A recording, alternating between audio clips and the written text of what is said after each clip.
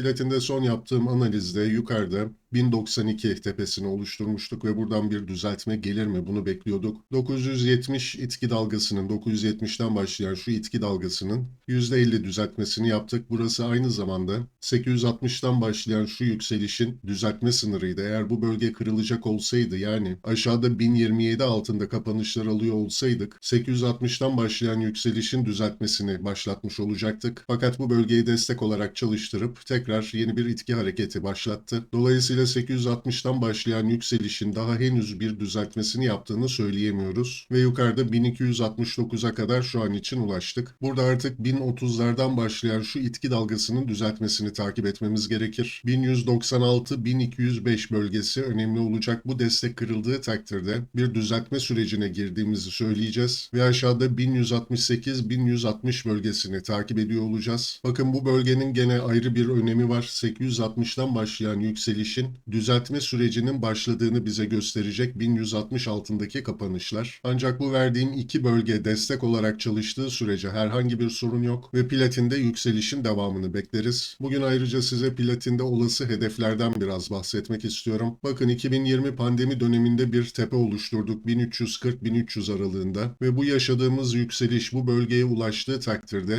bir çanak formasyonu tamamlanmış olacak. Dolayısıyla yukarıda 1340'ın kırılmasıyla birlikte 1885-1915 bölgesine doğru yükselişlerin devamı beklenir. Burada 1915'in önemi 2011 yılında bu 2008 krizi sonrasında değerli metallere gelen o aşırı alımlar sonucunda oluşan tepe bölgesidir. Dolayısıyla bu bölgeye kadar yükselişlerin devamı beklenebilir 1340 kırıldığı takdirde. Burada aynı zamanda platin ve altın karşılaştırması da yapmak istiyorum. Bakın, 2008 krizi öncesinde platin 2300 dolar seviyesindeydi. Aynı dönemde altına dönüp baktığımızda 1030 dolarları fiyatlıyordu. Dolayısıyla platin altının iki misli bir fiyattan işlem gördüğü bir dönem yaşamıştık. Sonrasında 2008 kriziyle birlikte sert bir satış geldi. Bu borsadaki kaldıraçlı işlemlerin teminat tamamlamasından dolayı değerli metallere ciddi bir satış yaşanmıştı. Bu satış döneminde 680'lere kadar altın düşerken platinin 747'ye kadar satıldığı aşırı bir müdahalenin olduğu aslında bir dönem yaşandı. Akabinde gelen alımlarla birlikte platin 1915'e, altın ise bakın 1920 dolara kadar yükseliş yaptı. Dolayısıyla altının iki misli fiyattan işlem gören platin altınla eşitlenmiş oldu. Bugün ise dönüp baktığımızda 3350 dolara giden bir altın, platinin ise ancak daha 1228 dolarda olduğunu görüyoruz. Dolayısıyla çok zayıf kalmış, çok düşük kalmış bir